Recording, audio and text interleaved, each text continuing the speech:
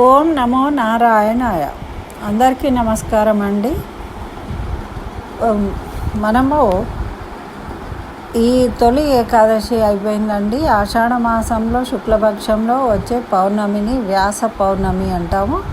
కాబట్టి ఆ వ్యాస పౌర్ణమి రోజు వరకు మనము ఈ వ్యాసుడి యొక్క జన్మ వృత్తాంతానికి సంబంధించిన విశేషాలను తెలుసుకుందాం. ఎందుకంటే ఇలా ఈ వ్యాసుల వారి యొక్క వృత్తాంతాన్ని వినడం వల్ల మనకు జ్ఞానం కలగడము, గురువుల అనుగ్రహం కలగడం వల్ల గురు దోషాలు ఉంటే కూడా తొలగిపోతాయి. మనకు సమస్త పాపాలు నశించి చక్కగా సర్వ శుభాలు జరుగుతాయి అని మన పెద్దలు చెప్తున్నారు. కాబట్టి చక్కగా ఎక్కడా స్కిప్ చేయకుండా మొత్తం చూడండి. ఎందుకు అంటే అసలు మనకెన్నో విషయాలు తెలుసుకోవాలి. వ్యాసుల వారు ఎవరు, మరి ఆషాఢ మాసంలో వ్యాస పౌర్ణిమ ఎందుకు జరుపుకుంటాము, తర్వాత వీరి తల్లిదండ్రులు ఎవరు, వాళ్ళ గురించి కూడా మనము ఈ వీడియోలో చక్కగా తెలుసుకుందాము. మరి వ్యాసులు వారు జన్మించినప్పుడే మనము ఈ గురు పూజా ఉత్సవాన్ని, గురు పౌర్ణిమని ఎందుకు జరుపుకుంటున్నాము అనేది కూడా చక్కగా తెలుసుకుందాం వివరంగా. అయితే మనకి విష్ణు సహస్రనామ స్తోత్ర పారాయణం చేసినప్పుడు మొదటే వస్తుందండి ఇది. వ్యాసం వసిష్ఠనప్తారం శక్తే పౌత్రమకల్మషం పరాశరాత్మజం వందే శుకదాతం తపోనిధిం అని. అంటే వ్యాసం అంటే వ్యాసుడు ఎవరు అంటే వశిష్ఠుల వారు, బ్రహ్మ మానస పుత్రుడైన వశిష్ఠులు. మరి తర్వాత వశిష్ఠుల కుమారులు శక్తి మహర్షి. ఆ శక్తి మహర్షి యొక్క కుమారుడు పరాశర మహర్షి. ఆ పరాశర మహర్షి యొక్క కుమారుడు వ్యాసుడు. మరి వ్యాసుడి యొక్క కుమారుడు శుక మహర్షి. ఈ విధంగా గురు పరంపర అంటే వ్యాసుల వారి తరము వశిష్ఠుల నుంచి శుక మహర్షి వరకు మనకు తెలియజేసింది. దీన్ని మనం చదువుకుంటూ ఉంటాము ప్రార్థనా శ్లోకంగా అన్నమాట. అయితే ఇంకా ఏం చెప్తారు అంటే వ్యాసాయ విష్ణు రూపాయ వ్యాస రూపాయ విష్ణవే నమో వై బ్రహ్మనిధయే వాసిష్ఠాయ నమో నమః. అంటే ఏంటి? వ్యాసాయ విష్ణు రూపాయ అంటే వ్యాసుడు సాక్షాత్తు ఆ శ్రీమన్నారాయణ యొక్క రూపమే. అంటే ఆ శ్రీమన్నారాయణ పరబ్రహ్మ అంశతోని జన్మించిన వారు వ్యాస మహర్షి. అంతటి గొప్ప అవతారం అంటే అంశావతారంగా ఆ విష్ణుమూర్తి దశావతారాలు ఉన్నట్టే ఇది ఒక అంశావతారము. వ్యాసుడిగా అవతరించాడు. మరి ఎందుకోసం అవతరించవలసి వచ్చింది అంటే సృష్టి ఆదిలో బ్రహ్మను సృష్టించాడు. ఎందుకు? సృష్టి చేయడానికని. అప్పుడు బ్రహ్మకు జ్ఞానాన్ని, వేద జ్ఞానాన్ని కూడా ఇచ్చాడు. అయితే ఈ వేద జ్ఞానాన్ని ఇవ్వడం వల్ల బ్రహ్మగారు సృష్టి చేస్తూ ఉన్నారు. అయితే ఇది సరిపోదు. ఈ వేద జ్ఞానాన్ని లోకంలో ఉన్న వారందరికీ సులభంగా అందుకొని అర్థం చేసుకొని వాళ్ళు తెలుసుకుని ఉద్ధరింపబడాలి అంటే దీన్ని వాళ్లకు ఉపయోగకరంగా సులభతరంగా చేయవలసిన అవసరం ఉంది అని అప్పుడు వ్యాసుల వారి రూపంలో ఆ శ్రీమన్నారాయణుడే అవతరించి మళ్ళీ ఆ వేద జ్ఞానాన్ని సులభతరం చేయడం అనేది జరిగింది. మరి దాన్ని ఏ విధంగా చేశారు, వీరి జనన వృత్తాంతం ఏంటి అనేది మనం ఇక్కడ చక్కగా తెలుసుకుందాం. వీరు వశిష్ఠ మహర్షి బ్రహ్మమానస పుత్రుడు. మరి వశిష్ఠ మహర్షికి అరుంధతీదేవికి ఆయన భార్య, వశిష్ఠుల వారి భార్య అరుంధతీదేవి. ఆ అరుంధతీదేవి వశిష్ఠుల కుమారుడే శక్తి మహర్షి. ఆ శక్తి మహర్షికి అదృశ్యంతి అనే భార్య ఉంది. ఆ శక్తి మహర్షి అదృశ్యంతి ద్వారా ఈ పరాశర మహర్షి జన్మించాడు. అయితే ఈ పరాశర మహర్షి జన్మించక ముందే, అంటే ఈమె గర్భంలో, పరాశర మహర్షి గర్భంలో ఉన్నప్పుడే ఆయన తండ్రి అయిన శక్తిని ఒక రాక్షసుడు మింగేసాడట. అప్పుడు దాంతో ఏమైంది అంటే, ఈయన పుట్టిన తర్వాత, పెరిగిన తర్వాత ఆ విషయం తెలుసుకున్నాడు. తండ్రిని ఇలా రాక్షసుడు మింగేశాడని తెలుసుకొని ఈయన ఏం చేసిండు అంటే, ఇట్లా జరిగింది అని తపస్సు చేసిండు. ఆ తపస్సు చేసి ఆ తపఫలంతో ఆ పైలోకానికి వెళ్ళి తన తండ్రిని కలుసుకున్నాడు, ఊర్ధ్వలోకాలకు ప్రయాణం చేసి. అప్పుడు అక్కడ తండ్రి గురించి తెలుసుకుంటే ఈ రాక్షసుడు మింగినందువల్ల ఈయన చనిపోయాడు అనే విషయం అనేది తెలిసిందనమాట. అది తెలుసుకున్నాడు, కానీ ఏ రాక్షసుడు అనేది తెలియలేదు, ఎవరు మింగారో తెలియలేదట. అందుకని ఈ పరాశర మహర్షి ఏం చేసిండు అంటే, తెలియకపోవడం చేత రాక్షసులందరినీ తుదముట్టించాలని చెప్పి ఒక పెద్ద యాగం చేసిండు. అట్లా చాలామంది రాక్షసులను తుదముట్టించేసిండు. అయితే ఈ విధంగా చేస్తూ ఉంటే వారి యొక్క తాతగారైన వశిష్ఠుల వారే ఏం చెప్పిండ్రు అంటే, నాయన అట్లా మనము యాగాలు అనేవి మనం మంచి గురించి చేయాలి. యజ్ఞంలో నిప్పుల్ని ఉత్తర దిక్కున విడిచిపెట్టి తర్వాత మంచి విషయాల గురించి మనం యాగాలు చేయాలి. కానీ ఈ విధంగా ఎవరినో తుదముట్టించడం కోసం యజ్ఞాలు చేయడము, ప్రకృతి విరుద్ధంగా ప్రవర్తించడం అనేది తగదు నాయన, అలా చేయకూడదు అని ఆయనకి నచ్చజెప్పారట మన్మడికి, పరాశర మహర్షికి. అప్పుడు నచ్చజెప్తే సరే అని ఇక ఆయన ఆ వశిష్ఠుల వారి యొక్క మాటకు కట్టుబడి తన యాగాన్ని ఆపేసి యజ్ఞంలో ఉన్న నిప్పులను ఉత్తర దిక్కున విడిచిపెట్టి తీర్థయాత్రలకు వెళ్ళింది. ఇట్లా ఆ మహర్షి తీర్థయాత్రలు చేయడానికి వెళ్ళిండు. అయితే ఇప్పుడు మరి ఆయన యొక్క తల్లి ఎవరు అనేది కూడా మనం తెలుసుకుందాం. ఇదేమో పరాశర మహర్షి యొక్క కథ. మరి పూర్వము ఒక మహారాజు ఉండేవాడు, వసువు ఆయన పేరు. ఇది మహాభారతంలో తృతీయ పర్వంలో మనకు తృతీయాశ్వాసంలో కనిపిస్తుంది ఈ కథనండి. అయితే పూర్వకాలంలో చేది రాజ్యాన్ని వసువు అనే మహారాజు పరిపాలన చేస్తుండేవాడు. అయితే ఒకరోజు ఏమైందంటే ఇతను వేటకు వెళ్ళాడు.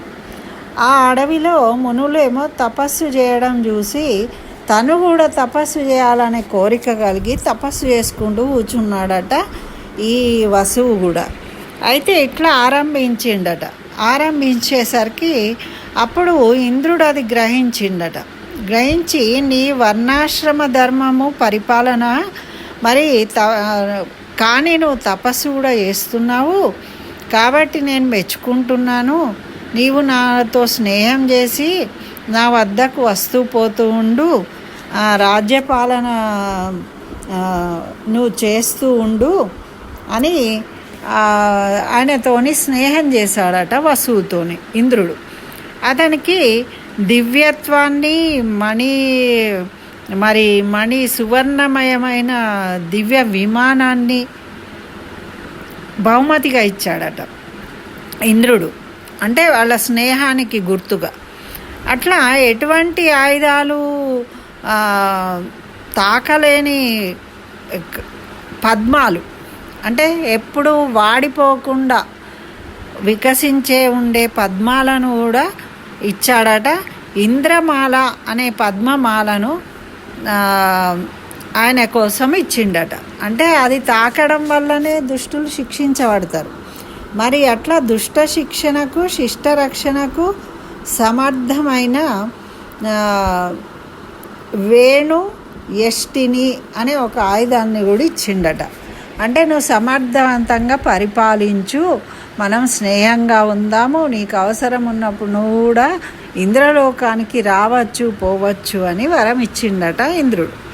అప్పుడు ఆ వసు మహారాజు ఆ విమానాన్ని ఎక్కి పైలోకంలో సంచరిస్తూ ఉండేవాడట ఎప్పుడు కూడా.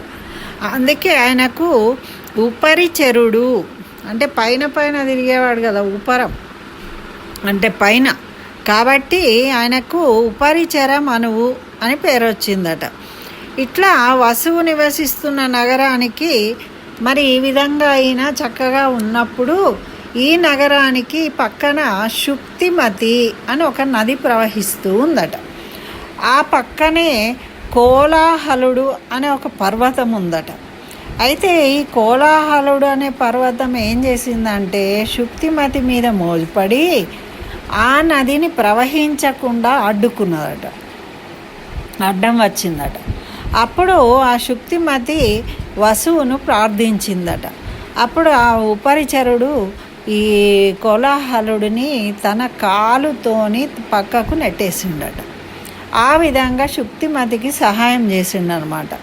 చేసినందుకు ఆమె ఏం చేసింది అంటే ఈ కోలాహలుడి మోహం వల్ల సంపర్కం జరిగిందట. ఆమెకు గిరిక అనే కుమార్తె, వసుపదుడు అనే కుమారుడు జన్మించారట. అప్పుడు ఈ శుక్తిమతి వాళ్ళిద్దరినీ కూడా ఈ వసువుకు కానుకగా ఇచ్చేసి తను వెళ్ళిపోయిందట.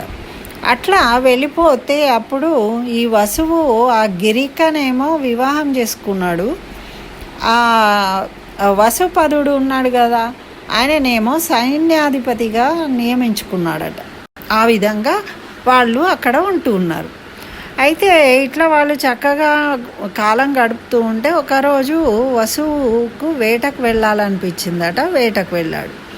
అప్పుడు తన భార్య గిరిక ఇంటి దగ్గర ఉంది, ఈయన వెళ్ళిండు. అప్పుడట ఆయనకి ఆ గిరిక గుర్తుకొచ్చిందట. గుర్తుకొచ్చి తన శరీరంలో రేతస్సు అనేది ఉత్పన్నమైందట. ఆ ఉత్పన్నమైతే అప్పుడు ఆ రేతస్సును ఏం చేసిండు అంటే అది వృధా కావద్దు, అది వాళ్ళు గొప్పవాళ్ళు ఆ కాలంలో అలా ఉండేది, మనం ఆక్షేపించకూడదు వాటిని. అయితే వాళ్ళకి ఆ శక్తి ఉండేది, వాళ్ళు అక్కడ లేకున్నా మనుషులు ప్రత్యక్షంగా కూడా దాన్ని ఉపయోగించుకునే వాళ్ళు అన్నమాట. అయితే ఆ రేతస్సును ఒక దొన్నలో వేసి ఆ దొన్నని డేగకిచ్చి నువ్వు ఇంటికి తీసుకువెళ్ళి ఆ గిరికకు ఇవ్వమని, భార్యకి ఇవ్వమని చెప్పాడట. అప్పుడు ఆ డేగ ఆ దొన్నెని తీసుకొని పోతూ ఉంటే మరో డేగ చూసిందట. అదేదో ఆహారం కావచ్చు అనుకొని దాంతో గొడవ పడుతుందట ఆహారం కోసం. అప్పుడు ఏమైంది అంటే అది అక్కడ ప్రవహిస్తున్న యమునా నదిలో పడిపోయిందట. అయితే ఈ యమునా నదిలో అద్రిక అనే ఒక అప్సరస బ్రహ్మ చేత శాపాన్ని పొందిందట, నువ్వు భూలోకంలో చేపవై జీవించు అని. అయితే ఆ విధంగా అద్రిక అనే అప్సరస చేప రూపంలో అందులో తిరుగుతూ ఉంది. ఈ రేతస్సు పడినప్పుడు అది ఆహారంగా స్వీకరించిందట దాన్ని. అప్పుడు ఈ రేతస్సు ఆమెలో అండంతో కలవడం వల్ల ఆమెలో గర్భం ధరించింది. అయితే ఈ విధంగా ఆ చేప నీళ్ళల్లో తిరుగుతూ ఉంది. ఒకసారి ఏమైంది అంటే ఈ చేపలు పట్టే వాళ్ళు జాలర్లు వచ్చి బెస్త వాళ్ళు వల వేసిండ్రు. వల వేస్తే ఆ చేప వాళ్ళ వలలో పడిందనమాట. పడితే అది చాలా పెద్దగా ఉంది అని చెప్పేసి వాళ్ళు దాన్ని పొట్టను కట్ చేసిండ్రట. చీల్చి చూసే వరకు చక్కగా అందులో 2 పిల్లలు ఉన్నారట అద్రిక కడుపులో నుండి. అయితే చీల్చి చూస్తే ఒక కొడుకు ఒక కూతురు, 2 కూడా ఉన్నారట. అయితే వీళ్ళు ఏం చేసిండ్రు, ఈ బెస్తా వాళ్ళు వెంటనే వాళ్ళని తీసుకొచ్చి దాసరాజు అంటే ఆ బెస్తా వాళ్ళకు రాజు, ఆ దాసరాజుకు అప్పచెప్పిండ్రట. ఇట్లా చేప దొరికింది, ఈ చేప కడుపులో వీళ్ళు ఉన్నారు అని.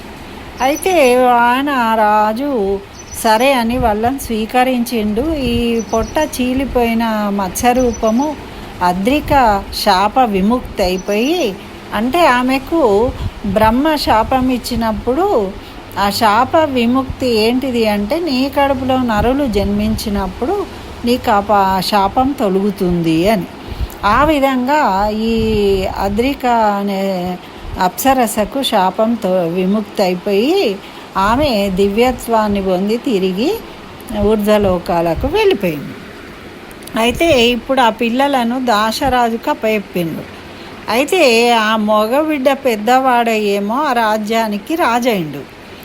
ఆ బాలికనేమో మత్స్యగంధి పేరుతోని పెరుగుతూ ఉందన్నమాట. అయితే ఈ మత్స్యగంధి ఏం చేస్తుంది అంటే, తండ్రి లేనప్పుడు యమునా నది పైన పడవ నడుపుతూ ఉంటుందన్నమాట. ఈ ఒడ్డు నుంచి ఆ ఒడ్డుకు, ఆ ఒడ్డు నుంచి ఈ ఒడ్డుకు ఎవరైనా వెళ్ళే వాళ్ళు ఉంటే దాటిస్తూ ఉంటుంది. ఇది ఇక్కడ మత్స్యగంధి కథ. అయితే అక్కడ పరాశర మహర్షి అలా తీర్థయాత్రలు అన్నీ చేసి వచ్చినాక మనకు అంటే మూలంలో ఉన్న కథ ప్రకారము, అంటే మామూలుగా ఏమంటారంటే మత్స్యగంధిని చూసి మోహపడ్డాడని చెప్తారు, కానీ అది నిజము కాదు. అది మూల గ్రంథంలో ఆ విధంగా లేదు. అటువంటి మహర్షి కదా ఆయన, ఏదో ఇట్లా ఒక అమ్మాయిని చూసి మోహపడడం అనేది జరగదు. కాబట్టి మూల గ్రంథంలో ఏముంది అంటే, ఆ వశిష్ఠ మహర్షి పరాశర మహర్షికి పెళ్ళవుతుంది. ఆ భార్య పుట్టింట్లో ఉంటుంది. ఆమె యమునా నది దాటిపోవాలి వాళ్ళ ఊరికి పోవడానికి. అయితే ఒక ముహూర్తం నిర్ణయించి, నువ్వు ఈ అప్పుడు ఆ కాలంలో నిర్ణయించిన దాని ప్రకారం సంతానాన్ని పొందేవాళ్ళు. ఆ విధంగా వీరు అక్కడికి ఆ ముహూర్త సమయానికి వెళ్ళాల్సింది. అయితే వెళ్ళడం కోసమని పరాశర మహర్షి యమునా నదికి వస్తారు. వచ్చి అక్కడ ఉన్న మత్స్యగంధి పడవని ఎక్కుతారనమాట, దాటించమని.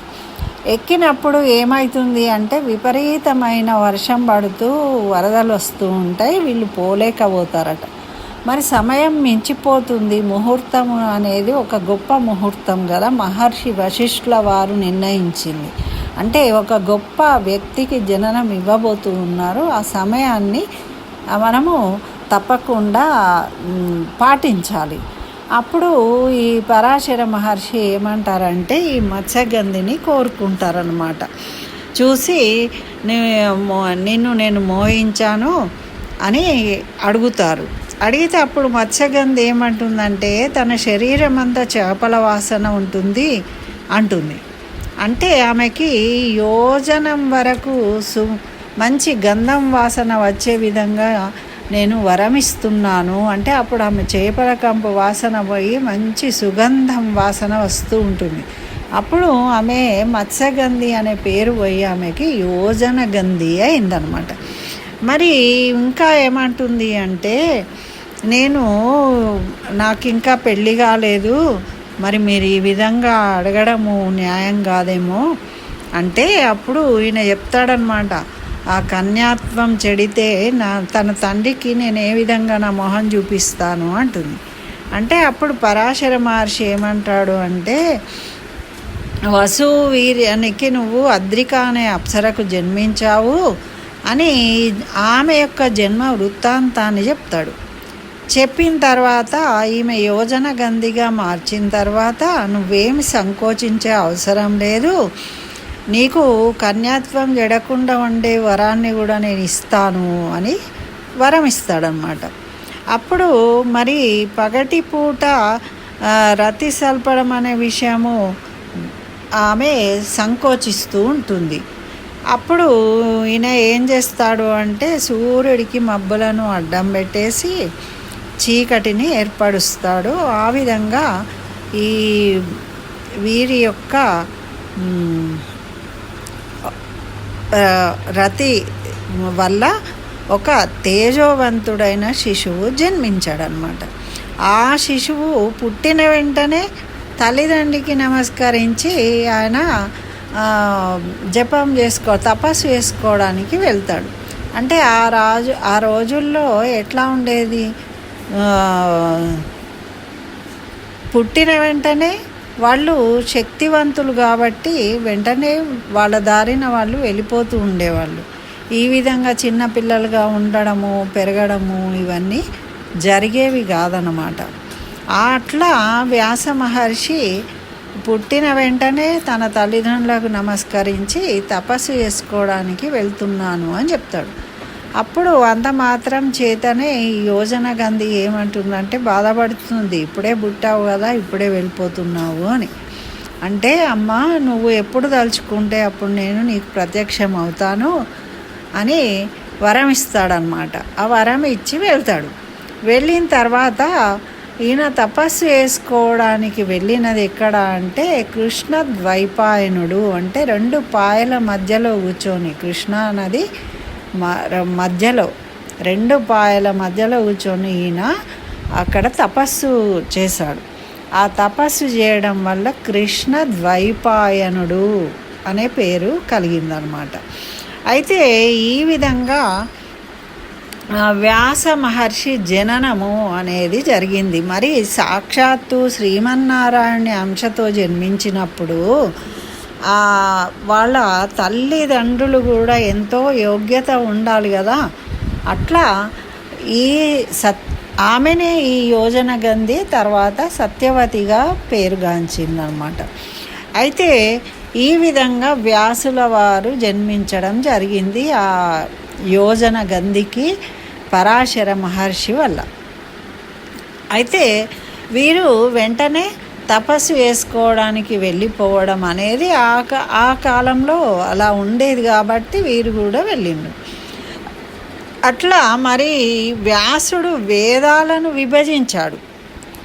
ఆయన తపస్సు చేసుకొని ఆ శక్తిని పొందిన తర్వాత వేద జ్ఞానాన్నంతా 4 వేదాలుగా విభజించాడు. వేద జ్ఞానం ఒకటే ఉంది, దాన్ని చక్కగా విభజించడం వల్ల వేదవ్యాసుడు అనే పేరు వచ్చిందనమాట. మరి ఇదంతా ఎప్పుడు జరిగింది అంటే ఈ ఆషాఢ మాసము పౌర్ణమి తిథి నాడు వీరు అవతరించిండ్రు వ్యాసుల వారు. కాబట్టి దీనికి వ్యాస పౌర్ణిమ అని ఉందండి.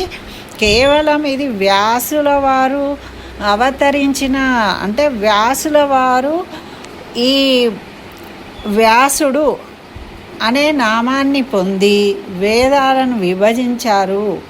ఆ వేద వ్యాసుడుగా అవతరించిన రోజు కాబట్టి దీనికి వ్యాస పౌర్ణిమ అనేది వచ్చింది. అంతేగాని వేరే ఏ గురువులను గురించి కాదండి. కాబట్టి తప్పకుండా మనం దీన్ని వ్యాస పౌర్ణిమగానే జరుపుకోవాలి దయచేసి. అయితే ఈ విధంగా వీరు చక్కగా వేదాన్ని విభజించారు, సులభతరం చేసిండ్రు. మళ్ళీ అవి కూడా సామాన్యులకు అర్థం కావు అని ఉపనిషత్తులను రాశారు. తర్వాత 18 పురాణాలను రచించిండ్రు.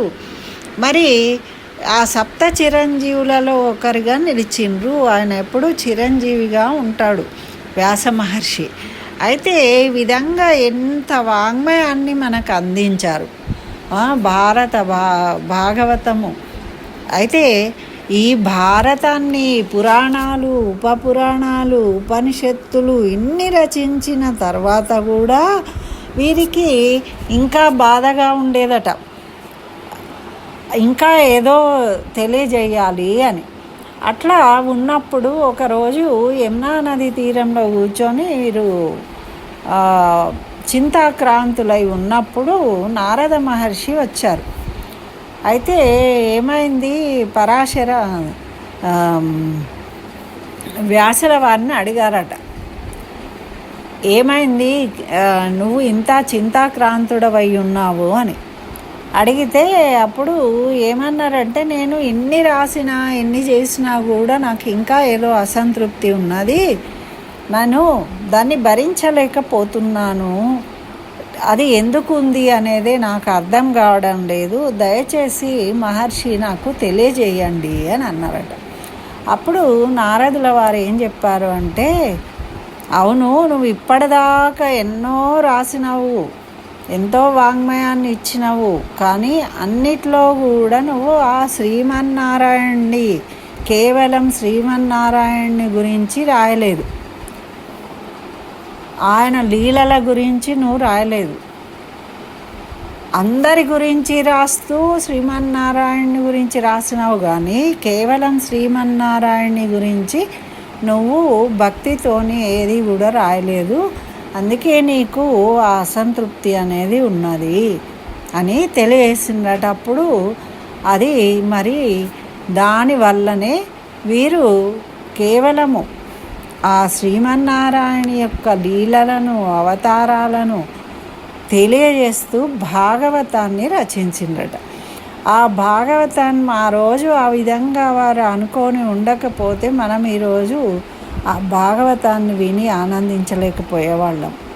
మరి ఆ పురాణాలు ఇవ్వకపోతే మనకు తెలియంది. ఇప్పుడు రామాయణము ధర్మాచరణ, రాముడు ధర్మాన్ని ఆచరించి చూపాడు. మరి భారతము ధర్మ సూక్ష్మాలను తెలియజేస్తుంది. ధర్మం అనేది ఎలా ఉంటుంది, మనం ఎలా పట్టుకోవాలి, దాన్ని ఎలా ఆచరించాలి, ఏది ధర్మము, ఎప్పుడు ఎలా ప్రవర్తించాలి అనేది మనకు తెలిపేది భారతం. ధర్మాచరణ అంటే ప్రతి సమయము, ప్రతి సందర్భము ఒకేలా ఉండదు. ఒక్కొక్కళ్ళ జీవితము ఒక్కో రకంగా ఉంటుంది. కానీ మన జీవితము ఎలా ఉన్నా కూడా మనము ఈ ధర్మాన్ని ఆచరిస్తూ వెళ్ళాలి అని ధర్మాచరణ చేసినవాడు రాముడు. కానీ ధర్మము ఎలా ఆచరించాలో తెలిపినవాడు కృష్ణ భగవానుడు. కాబట్టి రెండు కళ్ళ లాంటివి అండి. మనకు ఇంతటి వాంగ్మయాన్ని ఇచ్చిన మహర్షి యొక్క జనన వృత్తాంతాన్ని మనము ఈ పౌర్ణమి సందర్భంగా తప్పకుండా ఒకసారైనా విని తలుచుకుని వారికి నమస్కరించుకోవాలి. అలాగే మనము ప్రతినిత్యం కూడా వీరిని తలుచుకోవాలి. వ్యాసం వసిష్ఠనప్తారం శక్తే పౌత్రం కల్మషం వరాశరాత్మజం వందే శుగదాతం తపోనిధిం. అంటే ఆ వంశ పరంపర అందరూ వస్తారు కాబట్టి ఆ విధంగా రోజు దాన్ని చదువుకొని మనము ఒక గ్రంథాలకు, భారతానికి, భగవద్గీతకు, విష్ణు సహస్రనామానికి మనము నమస్కరించుకోవాలి. ఇంట్లో తప్పకుండా వాటిని ఉంచుకోవాలి, వాటికి పూజించుకోవాలి. చదవడానికి వీలు కాకుండా కనీసం ఇలాంటి ముఖ్యమైన శ్లోకాలను చదువుకున్నట్టయితే మనం వారికి గౌరవించినట్టు, సత్కరించినట్టు వారి యొక్క అనుగ్రహం మన మీద ఉంటుంది. మనం జ్ఞానవంతులం అవుతాము అని ఈ వీడియో చేశామండి. అందరూ తప్పకుండా వినండి. నచ్చితే లైక్ చేయండి. స్వస్తి. జై శ్రీమన్నారాయణ. సర్వం శ్రీకృష్ణ చరణారవిందార్పణమస్తు.